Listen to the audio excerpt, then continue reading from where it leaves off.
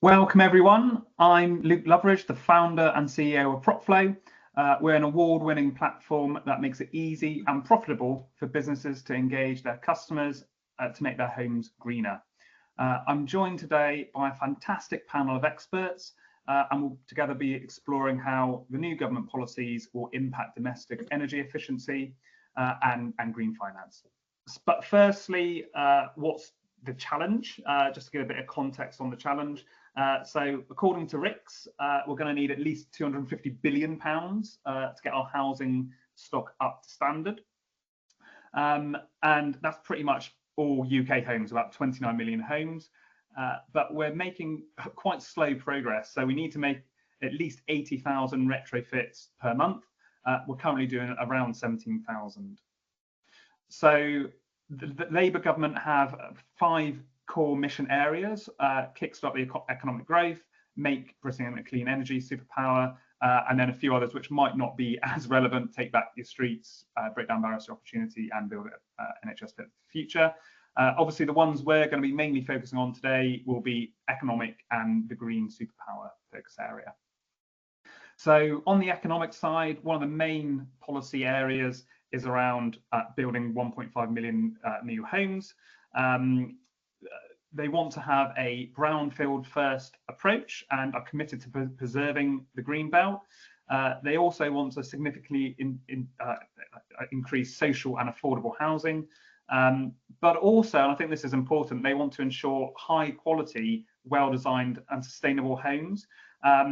Now, last year we built 230,000 homes, so 300,000 homes per year is quite ambitious, but I'm sure it's not unachievable.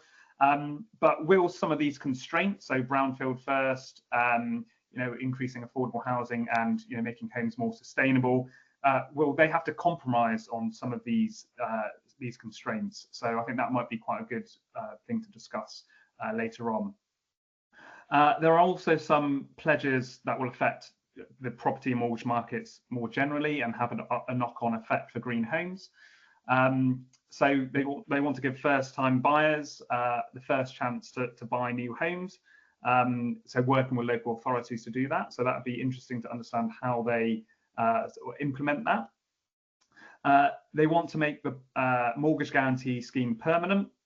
And they also want to reduce the threshold for stamp duty for first-time buyers from 425,000 to 300,000. So there's a bit of a mixed bag there for first-time buyers. So it will be interesting to see how these proposals affect the demand on the housing market. More generally, there's also a national wealth fund that will be created. They want to create more economic stability, which is obviously, that's nice. They want to partner with the private sector to achieve a lot of their goals and also give more powers to local authorities and regional authorities.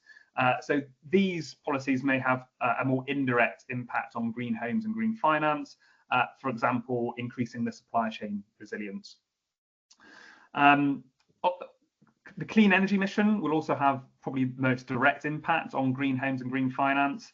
One of the headline pledges is to set up the Great British Energy and to secure energy independence.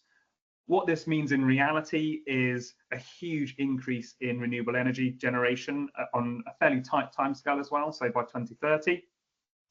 And this is essentially catalysed by about £8.3 billion worth of investment. I do also think they're also trying to get more, facilitate more pension fund investment as well. Ultimately, they want to lower energy bills. And for me, it'd be interesting to understand how that will affect the investment decision for people wanting to do green upgrades to their homes. So if the energy is cheaper, will the payback be longer term? So I think that'd be an interesting one to explore. I think probably one of the most directly impactful sort of policy areas is around warmer homes. So I think this is a £6.6 billion plan to upgrade about 5 million homes. And usually through local authorities via grants and low interest loans. I think there's a few examples of this already, so this will obviously be trying to push that forward into most areas of the UK. Interestingly, though, they also want to work with the private sector, including banks and building societies, to provide that further finance. So obviously that plan was around 5 million homes. We need to do 29 million. So there's still a huge amount of finance that will be needed to accelerate the home upgrades and low carbon heating. And I think another really important one is around, they're basically going to be bringing back minimum energy efficiency standards. One interesting point here would be to understand to what extent they replicate what had already been proposed. So getting private rented homes to a C with a minimum spending cap of £10,000, maximum spending cap, sorry, of £10,000. Personally, you know, is there going to be other support for landlords? There's other policies that they are introducing around the private rented sector. So it'd be, again, understand how this is prioritised within that wider spectrum. There also are some other proposals around their net zero approach, which I think will be interesting. So they do want to make the UK the green finance capital of the world. So it's great that we've got someone from the Green Finance Institute here. And one part of this would be around mandating financial institutions and large companies in the UK to implement plans that align to that 1.5 degree Paris goal.